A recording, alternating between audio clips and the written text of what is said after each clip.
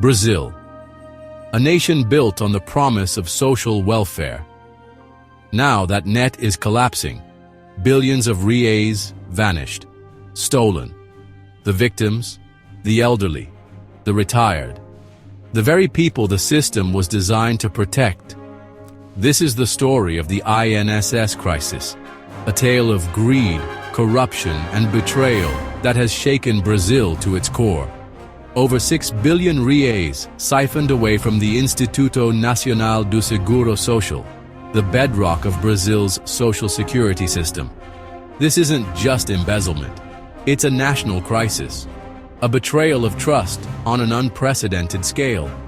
How did this happen? Who is responsible? And what will be the consequences? A complex web of corruption involving unions, associations, and even government officials has been slowly unraveling. At the heart of the scheme lies a simple yet audacious plan, illegally deducting funds directly from the benefits of unsuspecting retirees. The INSS crisis is a stark reminder of the fragility of trust and the devastating consequences of corruption. Imagine this. You're retired. You've worked hard your entire life. You rely on your INSS benefits to survive. Then, one day, you notice something wrong. Your payments are smaller. You're told it's just a mistake. But the deductions continue. Unions and associations, entrusted to represent the interests of workers, began enrolling pensioners in their ranks without their knowledge or consent.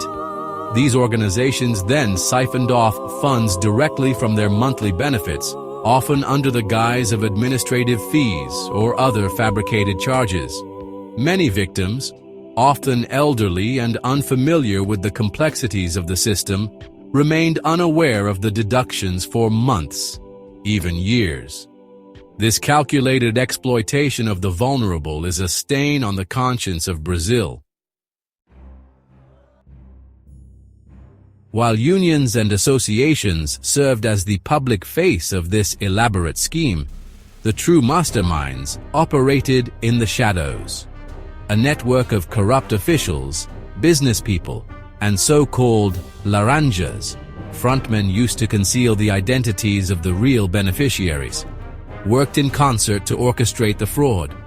They created shell companies, laundered money through offshore accounts, and used their influence to silence those who dared to question their activities. This wasn't just petty theft, it was organized crime on a grand scale. Section 4. The Puppeteers, Government Involvement and the Blame Game. The current administration, led by President Lula, points the finger at the previous Bolsonaro government, alleging the scheme originated and flourished under their watch. Bolsonaro loyalists counter, alleging the Lula administration's inaction and potential complicity in allowing the deductions to continue unabated. Caught in the crossfire is former Minister of Social Security, Carlos Lupi, who resigned under a cloud of suspicion.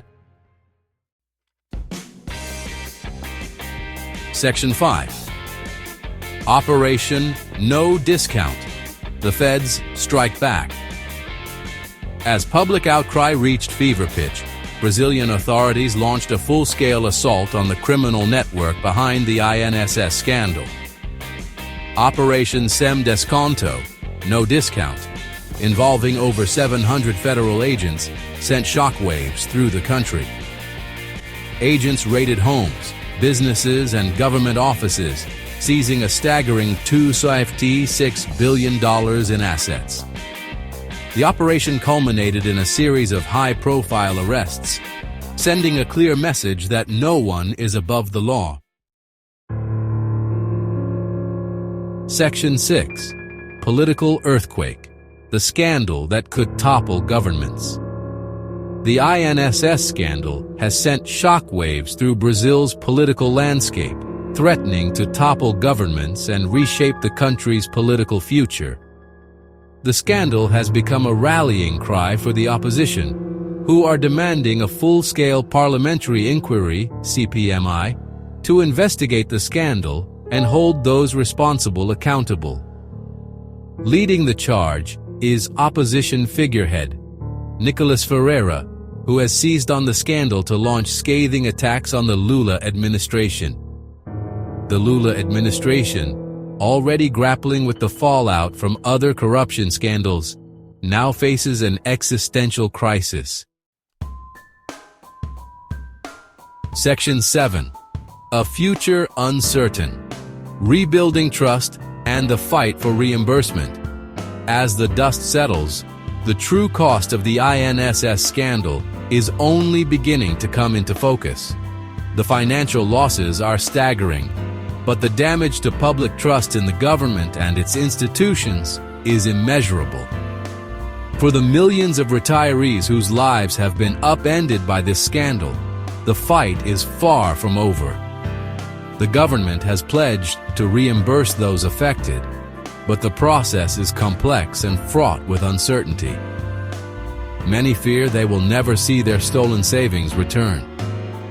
The future of Brazil's social safety net, and indeed the country itself, may depend on it.